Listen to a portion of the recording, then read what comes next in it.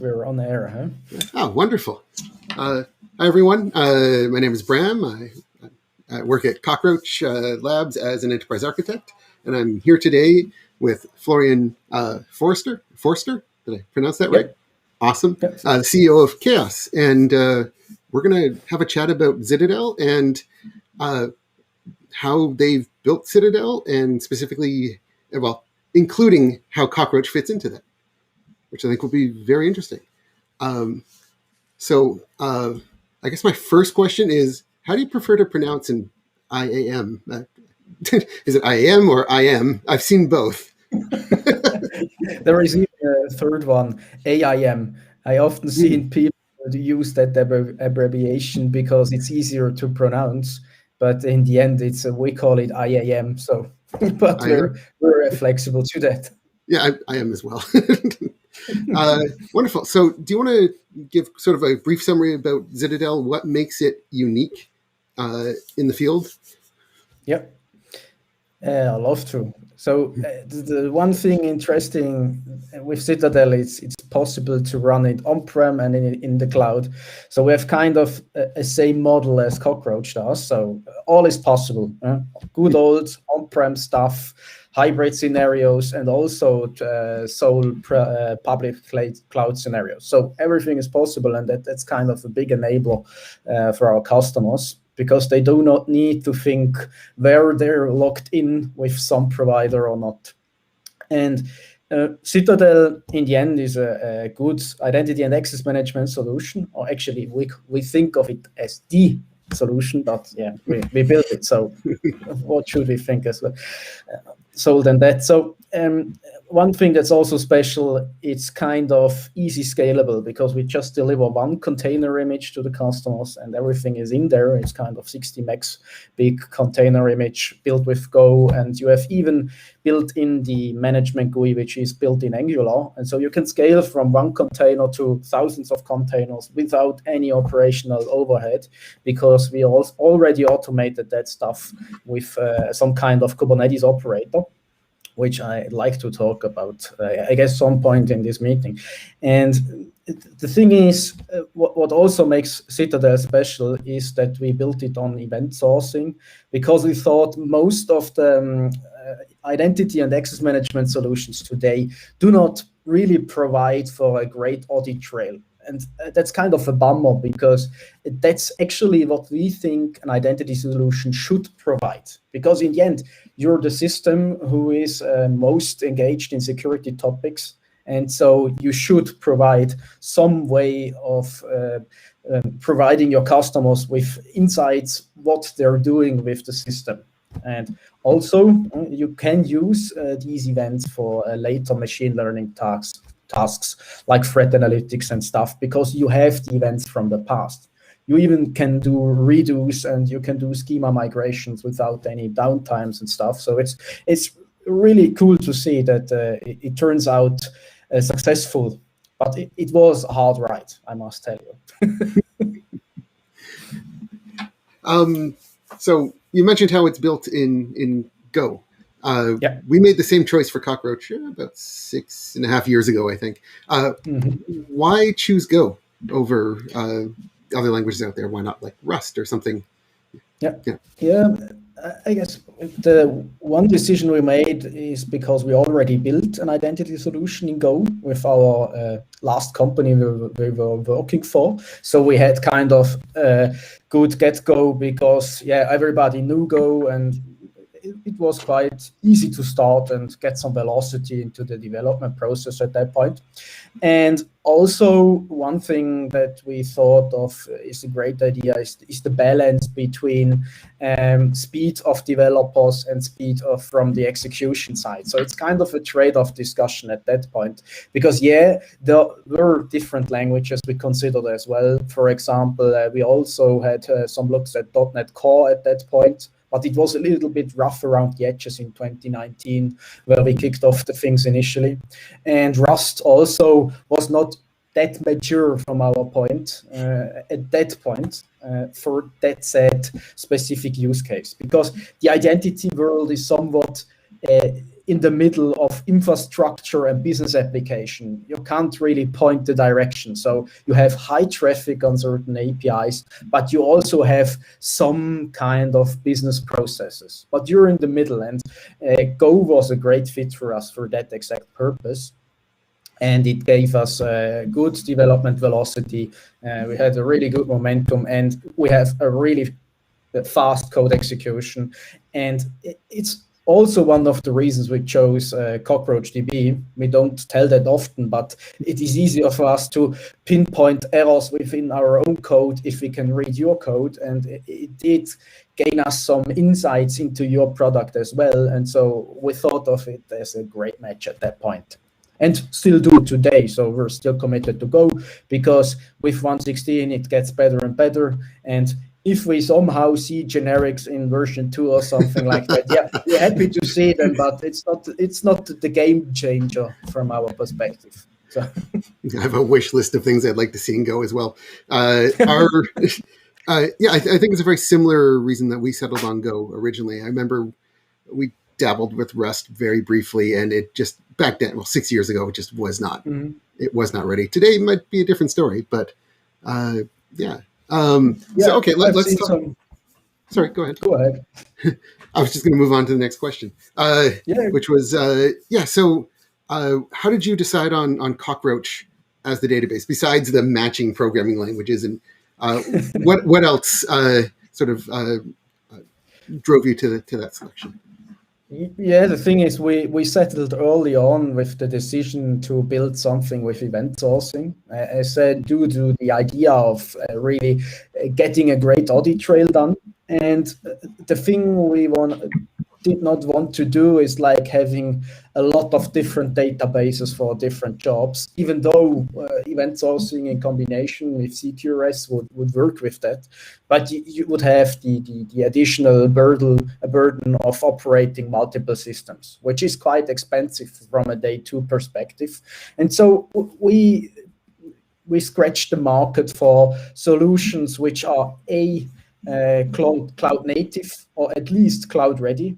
And the market was not really big in 2019 for that exact purpose. Especially cloud native databases were, not much there. Something that wouldn't be kind of a vendor lock-in thing. So we could have chosen to use Google Cloud Spanner or something like that, but we didn't, because we wanted to have portability of the data from either us or our customers. And so the field really, really narrowed there at that point. And also strong consistency was a vital part for the event sourcing tile of the story, because we need to make sure that all of events of a transaction are inserted in the right order. Otherwise, you get it haywire. And so it was more or less the perfect fit we could have dreamt of. But we also, I must tell, considered running something like a good old Postgres at that point. But the shared nothing architecture of Cockroach was really what got us, because we also thinking the same, meaning like we need to be able to scale down nodes, to move nodes, to restart them, and all that without impacting the service quality at top. And that's where Cockroach was plain the best fit we could have dreamt of at that point. So we can start database pods in production without any major API impact, which is the thing we have dreamt of in regard to a storage layer we also can manage by ourselves. So why should we have chosen something different? Sounds great. Let's see. So one of the things you talk about is event sourcing, obviously. Yep. Or event driven, or however you want to call it. But I noticed that on top of that, you're doing CQRS. Or for those that don't know the acronym, Command Query Responsibility Segregation. I always forget it if I don't have it written down. So I've talked to a number of our customers actually that are doing something like that or considering it. But it seems a little strange when you have a fully serializable database. So why add that separation? Or actually, do you want to explain what that separation is, how it works, and then possibly why you chose it? Yeah, it's easy to explain because we have kind of the side where things get changed, like the management API, where customers create users, assign access rights and stuff. And that's more or less a low traffic API in regards to the whole system. So the typical identity solution really has a high traffic amount in regard to more or less read traffic, or at least just giving tokens back to applications and checking sessions, and it's more or less read. So we have kind of 95% of the traffic reserve has a high read part to it. And we really wanted the ability to improve the latencies there by a fair amount and separating the system of records from the things who get served to our customers. Because with that pattern in mind, we can do schema migrations from the APIs. We can run different query databases with different data to them, and we can really optimize them for a certain use case. For example, if you envision the login site, you have that simple query because you just have the username and you want to get the password or the authentication means of the user. And so you have an easy query for the database, and you get low latency, easy availability, easy sharing and sharding for allowing to improve the performance, and also allowing for the database to improve its query ranges and distribute them around the nodes to get the most closeness to the application who is calling it. And so we decided that just the event store is kind of the system of records where everything is true in a good old event sourcing meaning. And all the query models are eventual consistence, and we utilize the application also to do some kind of pops up and apply the changes to the read models in an async manner. So if something gets changed, it will change the read models as well in an async fashion. And so we can really easily scale the read side without pumping too much CPU for the command side, because all the inserts, they cost CPU, and I mean they cost a lot of CPU, except that we do hashing, and hashing is expensive, more expensive. So yeah, but that was the decision early on. And from our perspective, it really works well, because if we do things like schema changes or change the internal data model, we just can simply generate a new table with the new content to it, and we can enroll that to our API facade without doing some things like too much of schema migrations while online and stuff. So we have easier capability in regards to rollbacks, because it's easy to roll back. You still have the old table. You just can throw the traffic back there and it works. Nice. So you're saying schema changes on which side, or both? We do schema changes on both sides. Yeah, because that's the hard truth. Yeah, on the read side, I can see you just produce a new table, you're good to go. On the right side, though, you've got to obviously coordinate it with your application and everything like that. Yeah, but those are really tightly separated, because we have a total separation for all the command models and all the query models. So they're totally separated from each other.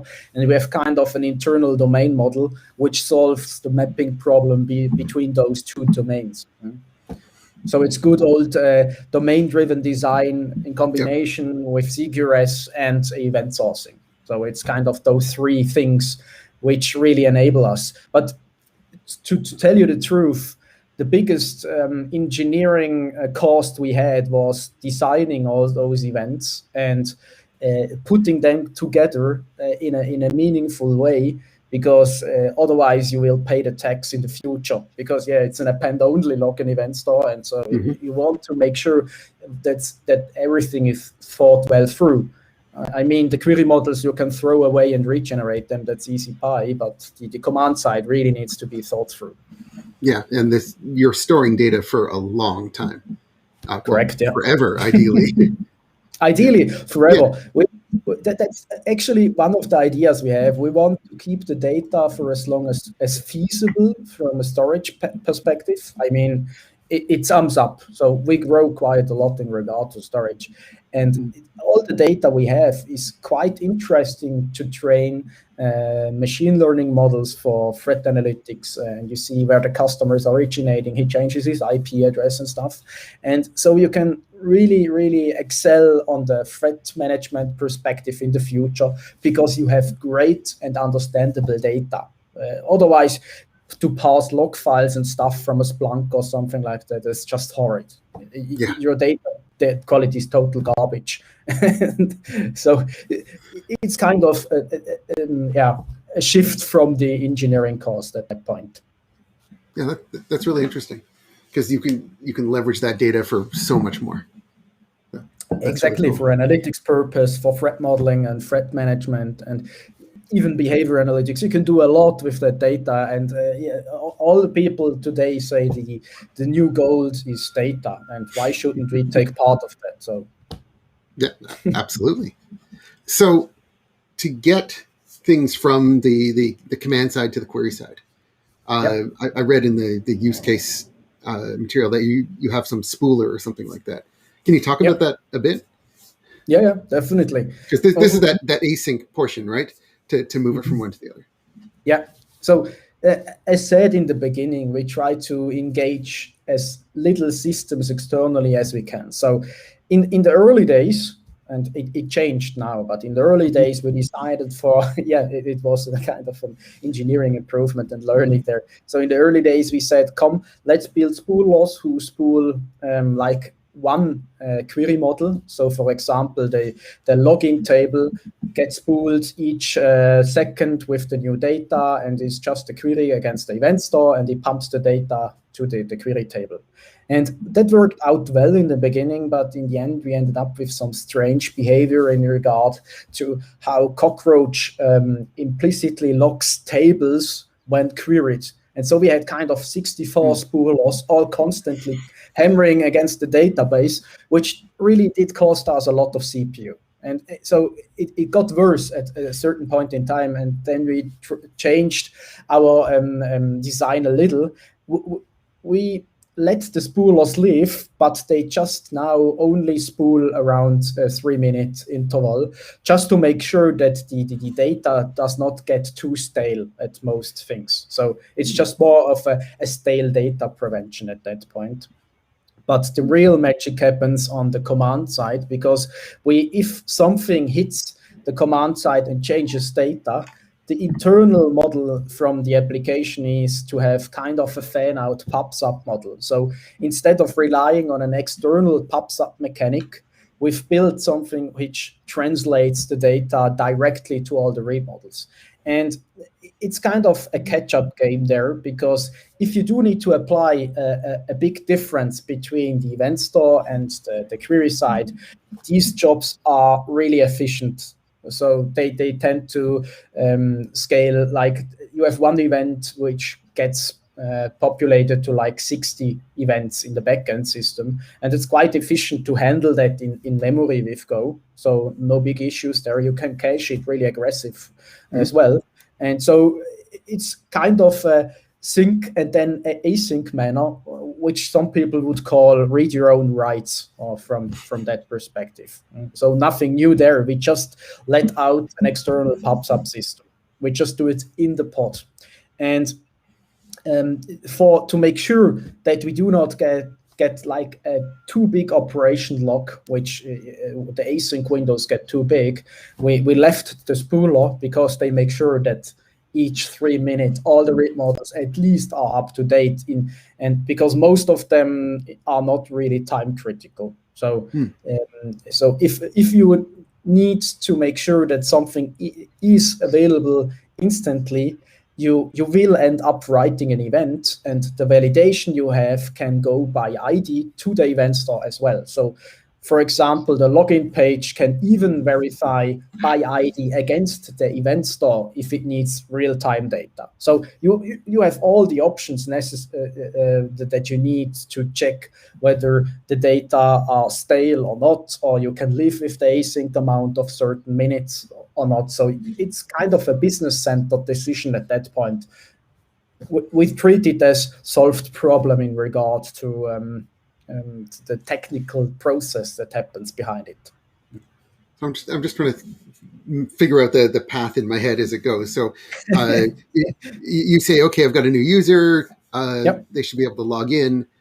And while you do have this async process going, you want the person to be able to log in immediately. So it comes through on the query side. And then if it doesn't find it there, it can then go check the event store directly. Exactly. Yeah. Okay, so you broke the separation a little bit. Yeah, we have thought of that because we have some kind of circuit breaker pattern. So if the event store is somewhat overloaded to whatever the reason might be, it either serves stale data or it decides to go in an error state. But that's actually a business decision from the risk perspective. For example, the login, we want to make sure the data is not too stale because we want to make sure that the data is more or less up to date. So it's kind of 100 milliseconds operation difference there. And for things like, does a user have a role or does he not have a role? Yeah, we can go with an eventual consistency from easily 3 seconds without hurting anyone. Because you get latency and hashing round trips. And so we have quite a big eventual system in the end as well. So the customer who consume our data, they operate in an eventual consistent fashion to us as well. So our marginal latency won't impact anyone. So we break domains sometimes because we think it helps us to increase our operational effectiveness. So makes sense. Yeah, it's a lot of discussed. This discussion quite happened a lot internally because it's not easy to decide whether you do that or not. Mm-hmm. Yeah, every time you're going to break some pattern, you have to have a very good reason to do so, and business reasons are usually the reason. So one thing I didn't know much about was I was reading through the use case, and it was mention of a trot style API. I could not find any details on what that was, and I didn't know if you knew. I'm assuming you knew. What style of API? It says it repeated it more than once. Trot. Trot. TROT. CRUD. Oh, CRUD style. Okay, so CRUD. Wrote this. Yeah, is there a type? I definitely know CRUD. I saw it written as trot. I don't know why. Okay, that makes a lot more sense. I was confused by what it was, and I was going to ask you. That makes a lot more sense. Good. Yeah, that was a decision because we decided that external systems think of access to other systems most in a CRUD fashion. Oh, but we could have chosen to go with an event-style API as well. But we did ask a lot of front-end engineers and back-end engineers, and they all told us, if I request something from a system, I want the whole object back. But we thought, if we do that, so no event-based API. We just did go with gRPC APIs and REST APIs as facades to that. And then you can keep everything internal. You don't need to have some queue somewhere to move everything around. Yeah, exactly. So that's why I mentioned read your own rights, because if you go for the command side and create a kind of a user, we create the user, we insert the events, we read the events, and we will get to you a query side user also, because that's what you intend to do. But internally, the system handles it on completely different. The read and write side are combined at that point at the API layer, because we need to return the data you want to have back. So perfect. That's why we chose a CRUD fashion there. Yeah, and that makes sense. You keep it all in house, and you don't need to no extra tools needed. No, that's really good. The only thing to think of was for the spooler, you've got events. Did you consider an outbox pattern at all? Because I've seen that a lot. So the what pattern? I didn't the get outbox that. pattern. I haven't heard of that. Oh, okay. Can you This is explain where, that to me? yeah. So it's where you have two tables. You have one table that sort of has the object that you're updating, or a list of events on an object, and then you have another table or queue. I've seen both, where you just have an entry that says this needs to be worked on, this needs to be picked up, because then that would simplify the. From what I read of the quick details of the spooler, where you're doing less scans and you're just able to grab the important data. Yeah, now I get it.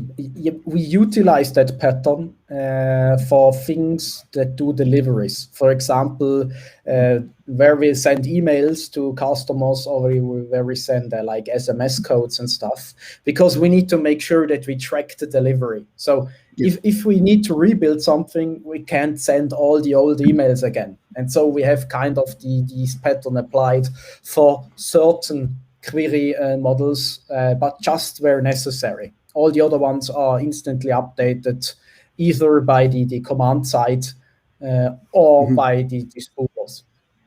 Cool. Yeah. Let's see. I did have a question about. So if you mentioned lock files and how they had been used by other I.A.M systems, and the problems with them, and how you were able to completely avoid that. Do you want to go a little bit more into detail on that? Absolutely, because that's my topic of heart, because I absolutely hate bad data quality.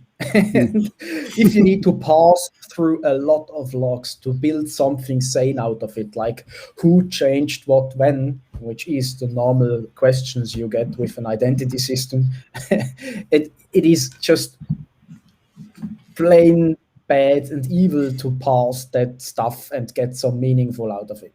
And that's why we decided to put the effort in and really design the events. And so we have kind of a static data model where you can read useful analytics data out of it, and you can do that for the governance and compliance purpose as well. So if some CISO comes to you and wants to know, hey, what did that person do in the last 30 days? Yeah, we are able to give you a proper and correct answer to the technological extent possible without needing the need for parsing some weird log files and locking them away in some kind of appliance with some weird signature thing to it. And so just go to the event stream. You can scroll down indefinitely through the audit trail. You will find what you need. So, and if we need some specific audit queries, like I want to access what person did access a certain application over the last 30 days. Yeah, we just simply can create the read model for that exact purpose. We can run the job each night to generate that view easily from the event store without any big load to it. And you can efficiently access that read model specifically because we can highly optimize it for that query. We end up with duplicated data, yeah, but as storage does not cost much today, so we tend to avoid the discussion of storage cost because it's not meaningful for us. If I compare the engineering cost from a human perspective to the infrastructure cost we have as a company, I just laugh because the infrastructure is neglectable at our scale right now. So yeah, it costs, but yeah, it's not much. I can see how the moment you have some other system, you then have to also have identity and access management for this other system to get access to the history of who's accessed what. Yeah. So that just adds more complication. Exactly. Wonderful. And you need to understand the data first, because oftentimes you see different systems engaged with each other and they have different ways of emitting their access logs and their audit logs. And so, it's just hard to get meaningful data of all that garbage that's lying around in log files. Yeah. So how about we shift gears to sort of deployment and stuff like that, if that works for you? Yeah, definitely. Awesome. So I was reading through sort of all your different offerings, and you're doing this combination of everything from on-prem to hybrid to full-on public cloud only. And what are sort of the challenges that come with this type of very open setup? I know we've experienced them at Cockroach ourselves, but I'd love to hear your perspective on this. Yeah, in the early days, we thought Kubernetes is going to save us all, but we ended up harshly in the job we did prior to founding the company. We did work in the Kubernetes field, so we had quite a lot of experience in that field as well, and we touched barely the offerings of the hyperscalers like GK, AKS, EKS, and stuff. But what always struck us is that with each of those providers, it's not the same Kubernetes. So you always need to tweak something there. Kubernetes with Google treats volumes differently than Kubernetes with Microsoft, especially Microsoft with the disks is a little bit weird. And Google has also some strange fashion to it with the local SSDs. You need to tweak them as well. And so, you will end up in building a Kubernetes operator which can apprehend all those different things. And that's just that simple, too much operational overhead from our perspective. And so we also thought of, okay, what we're going to do if we need some system on premise with a customer who is not yet automated, so has no cloud API to automatically generate machines and stuff. And that's why we early on invested in building an open source framework called Orbos, which is actually the thing that drives Zitadel at most sites we deploy it. So it's kind of a GitOps fashion Kubernetes operator. It's an operator that installs all the instances with the cloud provider or even on premise. So we can interface with SSH machines as well.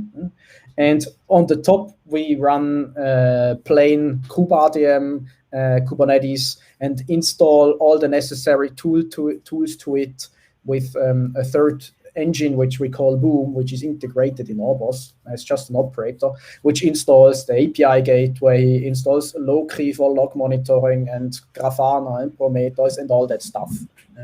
And also, we did invest in an operator for Zitadel who manages Zitadel and CockroachDB. So we don't rely on your operator because it was just able to run on GK, and we do not rely on GK. So we had kind of different approach there, but it more or less does the same as yours. So we set up the database securely, we generate the certs, and we do the scaling, and it's basically that and the backup and restore. So it's kind of from the fundamental part of it, we run the cluster with Orbos and deploy Zitadel to it. And that works well because we can deploy clusters on GCP right now. We often rely on GCP because they have a data center site in Switzerland. And we also rely on CloudScale, which is a smaller provider in Switzerland. It's more or less a repainted OpenStack offering, but it works great. So we can really automate against their APIs. And we also run it in a good old static provider setting where we have classic VMs with SSH keys to them. And that's everything we need. Like the minimal setup we recommend to customers is one master node for Kubernetes and 3 worker nodes. And the 3 worker nodes do everything from Zitadel to Cockroach to the monitoring stuff. And you can use 4 CPU, 60 gig machines. They will handle the job easily. You can pump 5,000 requests per second to them. They will handle it most of the times. Except if you do password hashing, that's quite expensive. But hashing is expensive most of the time. So that's that. Especially at 5,000 requests per second. Yeah, I can tell you, bcrypt with 14 iterations costs you a much. So we're trying to shift customers away from using passwords and going to passwordless mechanics. like FIDO2 or client certificates or JSON Web Tokens as well. You can use them in a two-legged combination, and that really solves our computing time issue, because to verify a JOT token you use about 1 millisecond. That's more or less one cycle. Don't cost them. It's easy. Yeah, that's amazing. Okay, so I was reading a bit about. So you got ahead of me with Orbos. Yeah, do you want to talk a bit about sort of GitOps and what that means? Because I think it's really interesting. It sort of takes your continuous integration to that next level. Go ahead. Yeah, we just, for all the things we deploy, like all of them, even the infrastructure part to it, we use, like for each Citadel cluster, you get the Git repository, and we have in there like the current state of the system. So each server writes its state back to the Git repo, so we can audit them as well, like when they reboot, what software is installed, and all that stuff. And also we declare the desired state, like what does the human want from the system to do? And so we have kind of different layers there. So we declare the infrastructure, like VMs, load balancers, IPs, DNS, TLS, all that stuff is declared within one of those repositories. And also the settings for the database, like how big is the cluster, do the nodes have any special labels to them, what disks do you utilize, what's your backup schedule, and also Citadel, like how many nodes are necessary, what's the limits and requests from the Kubernetes perspective, what versions do you deploy, and all those information is written within one repository for a certain cluster.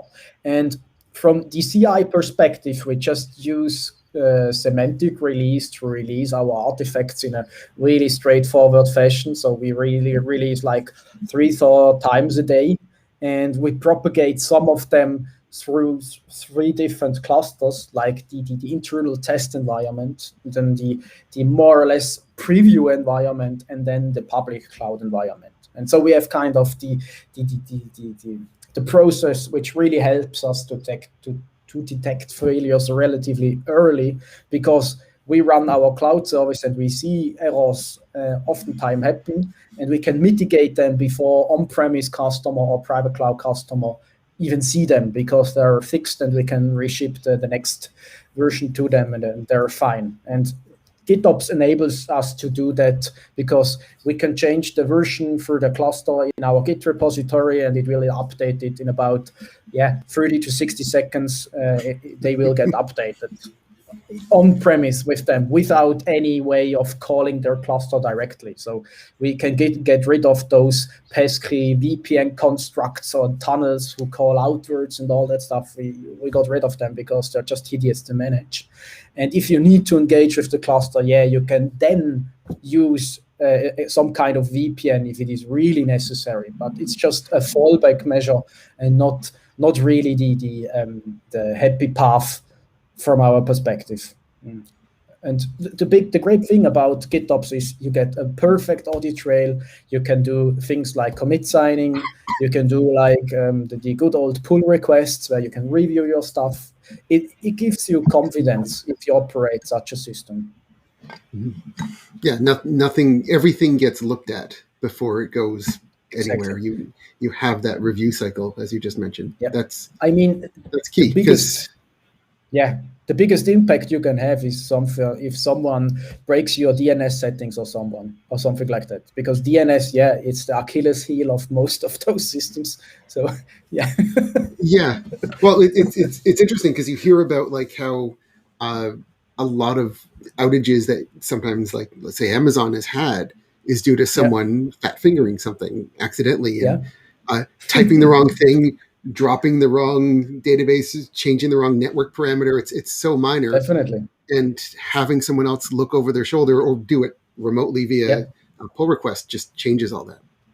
And the great thing is, because we built all those operators, like the one that does infrastructure management, that manages the VMs, and the one that manages the CloudFlare DNS server and stuff, even if somebody changes something in the GUI or the graphical user interface or the API from the cloud provider, that the operator will reconcile that in about 30 to 60 seconds. So even if you try to change it on the system, it will be overwritten for sure.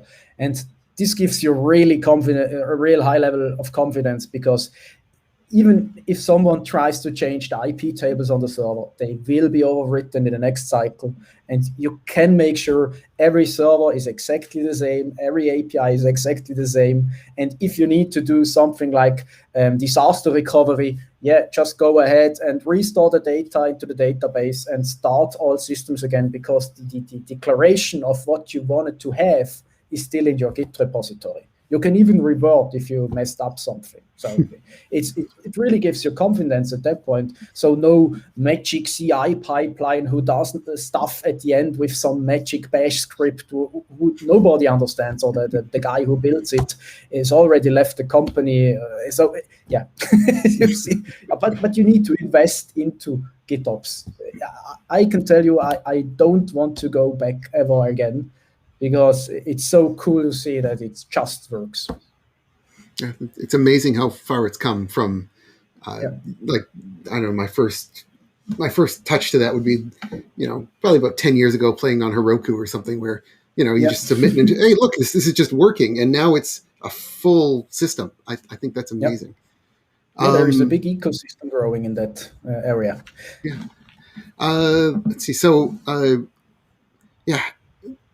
we've had difficulties, and everyone has. How do you figure out how did you solve the DNS problem with Kubernetes from multiple regions and linking them together well? Because this is, I think, a story that everyone has to answer at some point. We are going through a story of pain at that point, because that's just, it's hard to achieve. So most of the times I will tell customers, if you have just one cloud provider, then you at least don't have the problems to care about how you're going to route the traffic to all those clusters. So that can be solved if you rely on just one cloud provider. But still, I haven't even found that to be the case. Like we still had problems within a single cloud provider, because most of their Kubernetes setups are designed to be single region. Yeah. So anyway, carry on.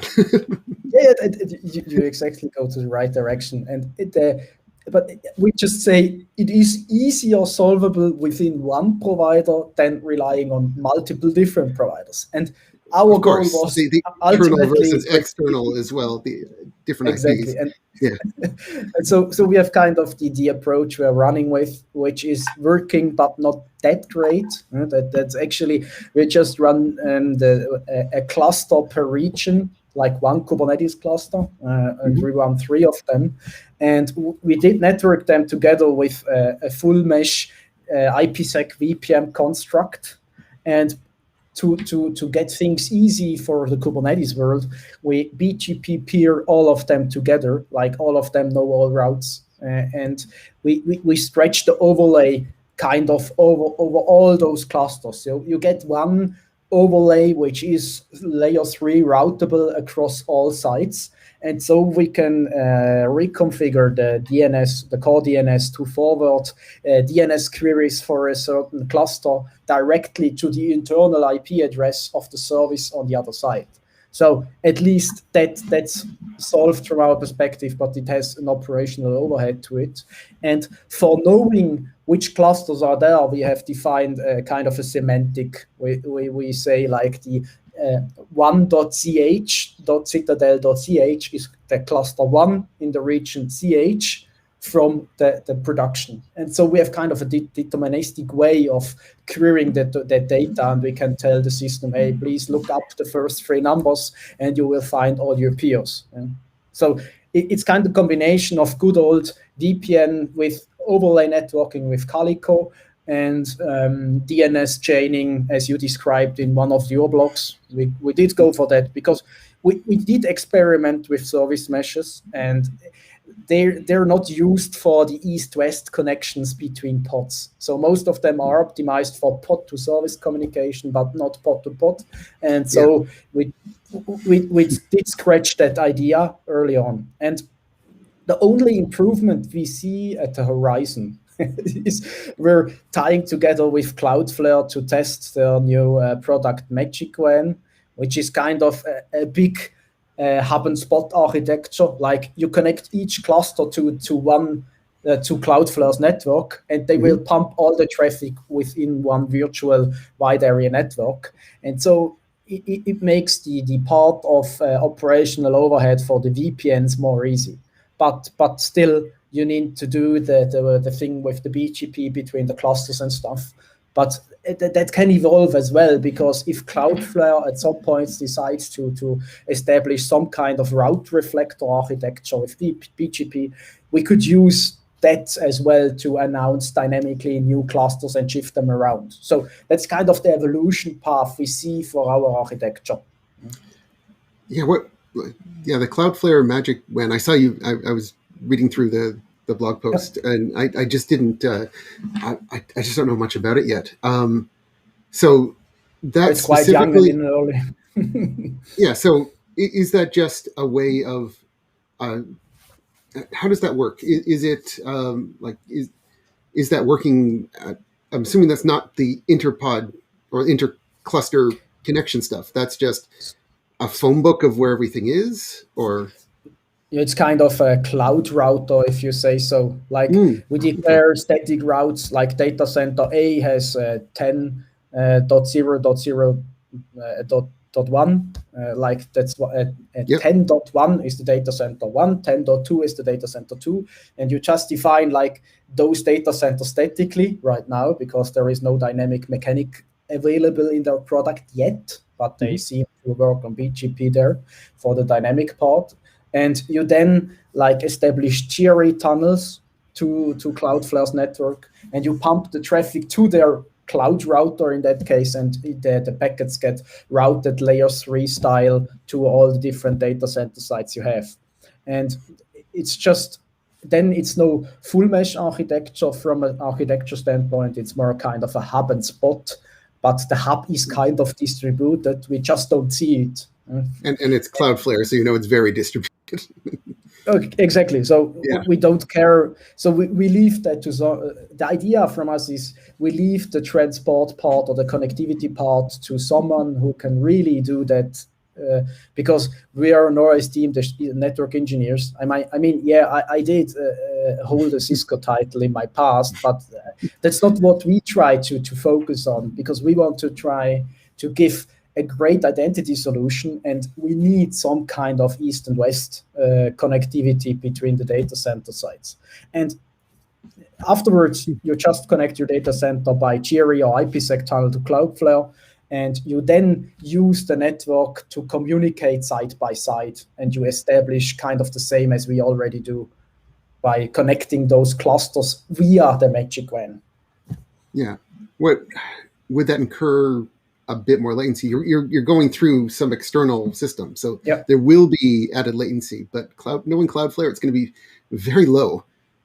If there's a company that can do this well, it will be them. So that's what we thought as well. And so we're kind of in a beta program, but we did not enroll yet something. So it's kind of a hypothesis right now, and we will see in the next let's say 1 to 3 months whether it pays out or not, because we will build a lab to exactly test that hypothesis, because it could reduce the engineering strain we have for managing those VPNs. And if we need to engage with more data centers in the future, like right now we're running 3 data centers, but if we scale to, let's say, 9 data centers, things get horrid. So I don't want to care for the network there to communicate across different providers with different routing capabilities and VPN capabilities. It's just, your head explodes if you need to figure that out. How do you handle the sort of hybrid cloud setups then, where you have some on-prem with a customer? Obviously, on-prem entirely is easy. They have the network, they have it all set up. It's all within the proper zone. You don't have to worry about external things hitting it. It's safe and easy. But the moment that they open that up and go, some in the cloud, some in their own private cloud. How do you manage that? Because we do the same thing with Cockroach, and we definitely have this. And so, yeah, can you talk about that for a little bit? Yeah, most of the times we just utilize good old IPsec VPNs. And as the most traffic we have relies on HTTP-based protocols, it's kind of not so hard for us to achieve because, yeah, we just route the traffic into the next data center they want to have, and everything works like a charm. So we have kind of manual overhead to do that, but it's not unachievable or totally unrealistic. Yeah, so I guess you have use the old tools because they work. Yeah, right? Exactly. I guess for your product, it's harder to achieve something like that because you are actually more prone to latency things as we do. Like our protocol, HTTP, most of the times the latencies range from 0 to 200 milliseconds, and nobody actually cares about that. But if the database takes like 5 milliseconds more to respond, you get an issue there. So it's for our business model or our architecture is actually not such a bad thing to do that.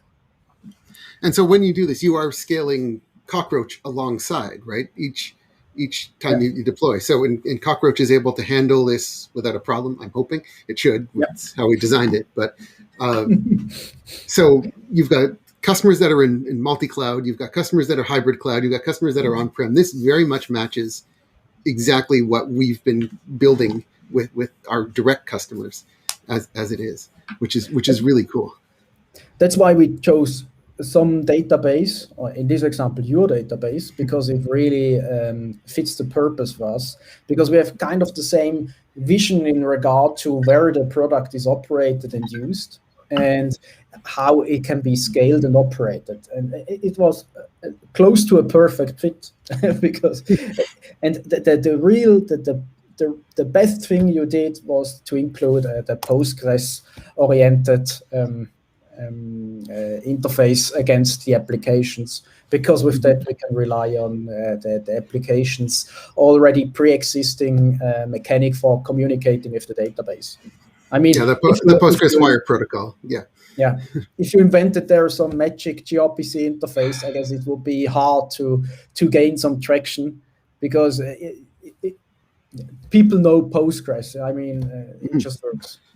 I remember when we were trying to when we first started building Cockroach, we were just KV, and we had our own specialty API, and then we started making transactions in this KV layer, and we quickly realized we realized there was already a language that did all this. We didn't need to invent our own. We might as well use it. And of course, when choosing which flavor of SQL, really we eliminated all the non-open source immediately, and then we looked at like SQLite. MySQL/MariaDB and Postgres. And Postgres was the most mature and seemed to be well thought out.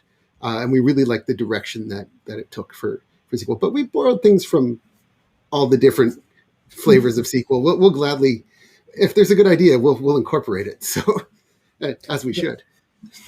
That's funny because we did the same on the API side of the identity system as well. Like the authentication and authorization APIs we utilize are basically OpenID Connect and OAuth. So we did not reinvent the wheel there because that would build pain for the customers who try to integrate on them as well. So it's kind of, we just pop a layer on established protocols with established protocols up front for our customers. Yeah, it's a good approach. It just opens up so many doors really quickly. Yep, definitely. Let's see. So, I've gone through most of the questions I had. For some of the future work with Cockroach, I see you've mentioned Geo-Partitioning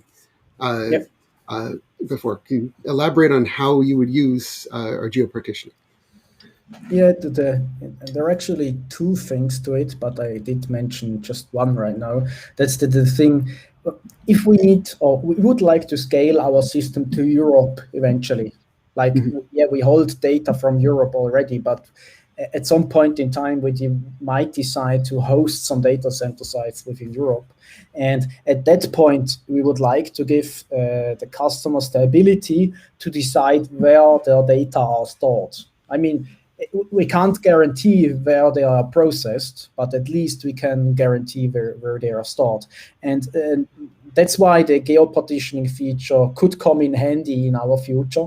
And it was a decision that impacted the usage of Cockroach, because we saw that you guys working at the geo-partitioning feature, and it took the burden off us to invent something by our own, because that's not our specialty. So we leave that to the storage system, and we think it's a great addition, but we're not yet a paying customer, so I can't tell you whether it works out or not. So, but still, we think of it as really interesting for that said context. We even have a hypothesis for things like what happens if provider, let's say one of our customers want to contribute to the shared cloud offering we already have in place. So actually, we could decide to get him some nodes within their data center sites and just lock the data he owns to them, but they could participate in the whole shared cloud system. So there is kind of a strange hybridization of the model as well, but we're not doing that exact thing right now. But it could be something to look at in the future. It produces really interesting access patterns. Yeah, because I know one of your goals is that be able to authenticate within what do you have, 25 milliseconds or something like that. I don't remember what your hard limit was. It was something like that. Depending on the protocol. Yeah, obviously, yeah. Let's say we have a hard limit for all of our APIs. Like everything that we do needs to be achieved 80% of the times below 250 milliseconds. That's the hard limit we set ourselves. Okay. But that's for all of the APIs. Like that's the expensive calls as well. And so the things that get the most of the read traffic, like user info, endpoint information, like getting infos about the user, they should be served at the customer side below 100 milliseconds. And that means that we have approximately 12 to 30 milliseconds to prepare the data, because we end up with network latency to the customer around 60 to 80 milliseconds within Europe, I must say. Okay. So that's kind of the goal we set ourselves. Yeah, the thing that when working with customers, I find for the most part, geo-partitioning is used not as much for locking the data for data sovereignty. That is when there's requirements by law and whatnot. But a lot of it is for just straight access pattern, being able to set the leaseholders to keep it close, so you keep the read latency really, really low. And it's really interesting that's I find that very common and really useful. And that you can slice up the data in ways that fit the actual business requirements is really cool. Yeah, I think that is a great addition. And also you have some kind of index tuning feature. I don't looked on it too much, but it's kind of, you can distribute indexes based on geo-partitioning as well. I have something in my mind. The difference between our primary index and our secondary indexes is there's currently a requirement that the primary index has all the columns, and the secondary index can have as many columns stored with it as you want.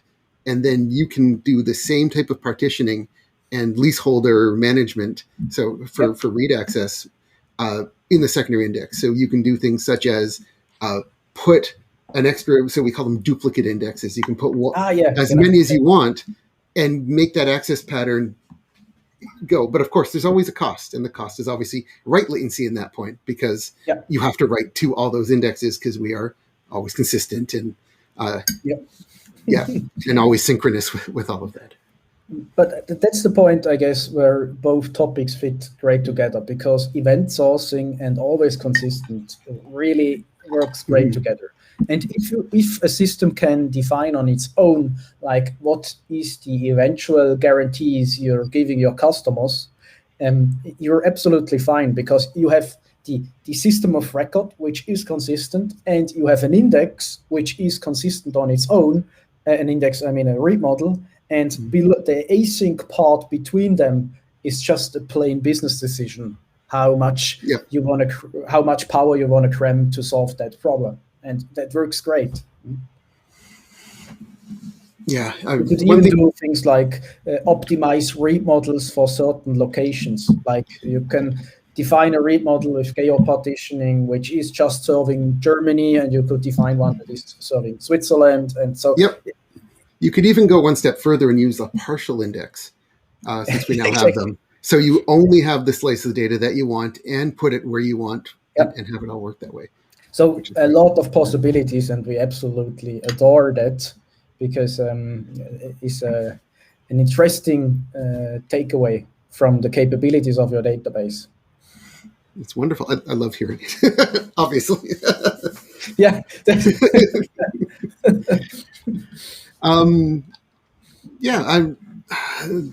I noticed you mentioned our change feeds as well. If you want to talk about them, potential future use, I think.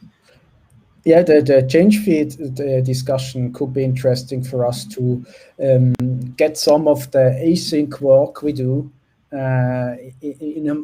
into more background-oriented pods, for example. So we could like separate some pods, like processes which run in the background and subscribe to the change feed and get data directly from the database, instead of being in the traffic or being kind of spooling the data. So it could improve some cases where we would like to have a low latency between the command and query side, and it might solve some things of the decisions we made in regard to our pub sub behavior we are doing right now. So we were keeping a close look on which direction the change feed discussion takes, and we are constantly re-evaluating our engineering decisions, whether we should utilize the change feed or not. Right now we don't, but I guess it's a matter of time until we build something onto the change feed. Wonderful. It's exciting. And I've exhausted every question I've had at this point. I think it was a lot. Anything else you sort of want to talk about, or? I guess Dan had a question in regards to what customers are using Zitadel today, and it's kind of a real wild mix. Like it's a lot of different companies. So we're going from government entities which are running with us. We're going from education systems that are actually onboarding right now. We have an onboarding banking service provider which wants to establish I.A.M as a service offering on its own. Like he uses our product to build an identity management system as service. And also, we're seeing a lot of development-oriented companies onboarding with us, because you see the big decision we made about pricing in regard to our business model is that we do not rely on pricing by user, which we think it is kind of an anti-pattern to price an identity system by user.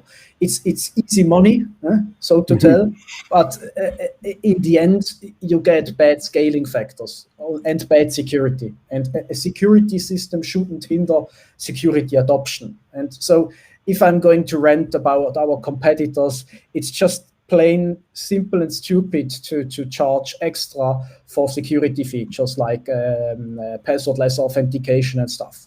Because in the end, you hinder companies in achieving security, and by that you're working against the whole business model from the industries. So it's kind of, it's hard to tell.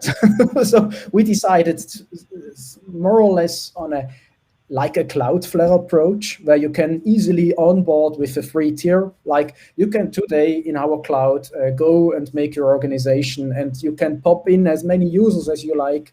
You can create as many projects and clients as you like without any cost. And we in return want some money if you want to have the fancy features like, oh, I want a little bit of private labeling, like colors. I want to change colors and logos and all that stuff. Or I want to generate like policies. So when a company decides I want to go full passwordless, yeah, you end up paying us money for that said policy because it's kind of an enterprise feature. But even in the free tier, you can use passwordless. So we have kind of an upstream incentive. And the great thing with us is that we have a like easy plannable cost. So we have a fixed cost per month.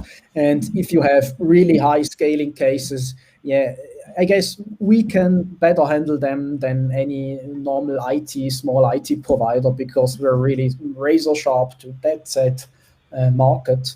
And if you have some requirements regarding regulation, yeah, we're happy to help you run Zitadel on premise or wherever you like to run it. So it's like the same model. And then we go a different route. We just say, hey, the cluster has a price to it, like the whole cluster, and we give you an SLA for that, and we run it. And what's cool about this, we actually charge the same amount of money for the managed service as for the licensed service, like the support agreement. Because we say our customers, our rate of automation is way higher than yours. And so we think of that it is more effective if we run the system at your data center than you run our system at your data center, because we end up with more incidents if we do things like that. That's kind of the hypothesis we have there. Yeah, when you can control the operations, you can monitor it, you can make sure everything's going, and you can catch things early instead of having to go through a whole support process every time. Yeah, makes sense. Yeah, and plus with all of this, you can scale really easily, especially if you're managing it yourself. You can help them scale, and you can scale with them, which is really cool. I see there was a question from Ricardo in the chat. We actually covered the choice of Golang for both Cockroach and Zitadel way back right at the start. I think it was like one of the first questions I asked. So you'll have to watch the replay of the stream afterwards if that's cool. Yeah, I can tell you. It's 2 sentences basically. I would say, go for it. From our perspective, second choice would be .NET Core or something like Rust. But what's a no-go zone would be Java right now. Way too expensive to run in regard to the footprint, and so it's kind of that. Oh, that's a good one, Dan. What advice would you give to other people about using Cockroach? Yeah, marketing's coming out now. It's now I need to focus so I don't say something bad. No, actually, the system is so great that we don't have many bad things to tell about Cockroach. I would just tell the customers, just be aware, a distributed system is still a distributed system, and you have cost for that. So if you have a software engineer who decides to run queries against the database, just be aware of A, using the proper statements, or B, optimize your data, like optimize the indexes you have for that set queries, because otherwise you will end up with pain. And I can tell you a failure story. We had just released our version V1 on the 20th of April to our cloud service, so like the general availability version of Zitadel, and we were all happy until one customer came and loaded like 6,000 users into our system, each by each. And we had kind of a bad situation where we selected the max sequence ID, like the sequence ID of the event store gradually increases, and we select that in certain amount of cases. And we had kind of an index mishap there. So we ended up with like latencies to like 2-3 seconds, which was really worse. And so the distribution of the event stream happened to be the problem, but we could really optimize that query easily by just getting rid of group by and max. So we just sorted them descending and selected the last entry, and that could be easily be answered by the database. So it's just a matter of thinking distributed. I mean, it is equal, but still you have kind of vectorized things in the process and distribution. So think about the distribution problem. Don't just blindly throw data into the database. Yeah, the cardinality of the data is vital. How you choose those indexes is probably the most important decision in when you're setting up your schemas. Definitely. And yeah, Cockroach is not it's not a classic SQL database, and it's not some NoSQL database. It is a mix between the two, and you have to at times think like the older style SQL databases or the NoSQL databases that are distributed, and come up with something that's sort of in between. And but this is going to be true for all the modern SQL or whatever this new SQL, whatever you want to call it. Definitely. I mean, one funny thing we've experienced as well is kind of the compaction. Somehow compaction kicks off, and we just see some CPU going over the wild and cramming out a lot. Our system consumes so much CPU, and we need to figure out that it's the compaction going into background process. But it never gave us an operational headache. But it just was an experience. CPU spikes and I.A.M spiking all of a sudden. Yeah. Like the local SSDs getting hammered with requests, and we just thought, well, what is going there? I.O. weights going upwards, and so what is going on? And after digging through all the log files, we found out that it was just the compaction of the PebbleDB, which was going forward. So, but no big thing or problem at that point. Well, I think we should wrap it up. This was enlightening and a lot of fun. I really enjoyed this chat. Thank you so much, Florian. And I look forward to talking with you in the future. Yeah, thank you for having me. And we even, one point, funny side note, we tried to integrate Zitadel with your OpenID Connect provider as means to authenticate against the GUI of the database. But we don't run it like that because it makes no sense. Like we can't use our authentication against your databases. Because it's using itself to yeah. Even though it should be able to, you definitely can authenticate Cockroach with GSS API, so it should be able to do that, including the UI now as well. Yep. We spent a lot of time trying to get that right because it's not easy.